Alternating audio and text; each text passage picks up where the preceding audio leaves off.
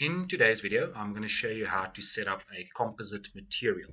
Composite material being a material that's set up from different types of sheet goods to create a new material that can be used, whether it be a 32mm or a 48mm or 22mm material. We can all set that up in composite materials.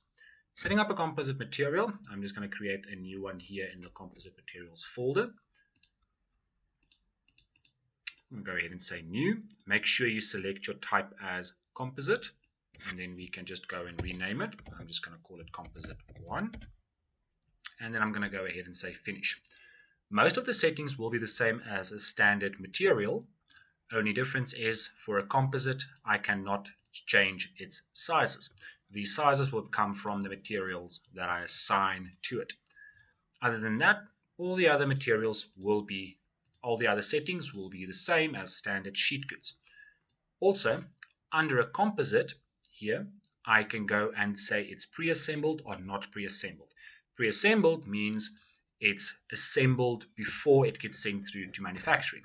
So what happens is you take two sheets, stick them together, creating a 32mm material that gets sent through at once to the nesting or such to be cut. If it's not pre-assembled, it'll be sent through as two separate materials or three, however much the composite is set up from, and then it'll be sticked or placed together after machining has been done. Setting up this composite material, I will need to go into the material settings, and then from there I can go here to the top option, composite.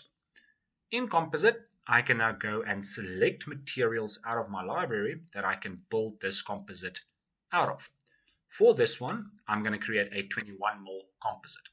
I'm going to take a birch ply 15mm with a birch ply 6mm. Once they passed over, you'll be able to now go and select them and say which material lays on top, which means I want the 6mm on top of the 15mm, and I want that one to be face up. I can also oversize the material to get oversized for manufacturing purposes. Once that's done, all I need to do is say close this, and the composite is set up. You'll also now see under size, it immediately pulls my sizes from the materials that's listed on it. With this material, I can also still go back and I can change how it acts. I can go and remove the materials now again if I need to, and I can go and add white melamine chip with the 6mm. I can also layer them, giving it a 6mm on top, 16mm in the middle, 6mm at the bottom, giving me a 28mm thick material.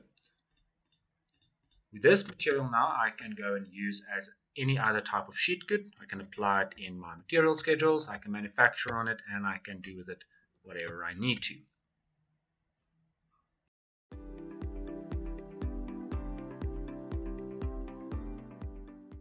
Once our material schedule has been set up to use the composite material, you'll see now all of my cabinets will have a material assigned to it looking like an actual 28mm material. You won't be able to differentiate between the different materials in this view or when you go into a specific part. It'll look like one solid piece. But when we go through to Screen to Machine Center, it'll actually break it down into its sub parts because it was not selected for pre-assembled. In Screen to Machine, you'll now see I'm going to have multiple of the same part, finished left end, finished left end, finished left end, with its subsequent materials that it's using. If I created it as a pre-assembled composite, it would have just shown me finished left end, composite 1.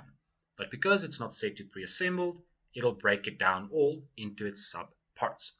You'll see at the bottom here, it's going to list the materials one more time. Composite 1, composite 1, composite 1.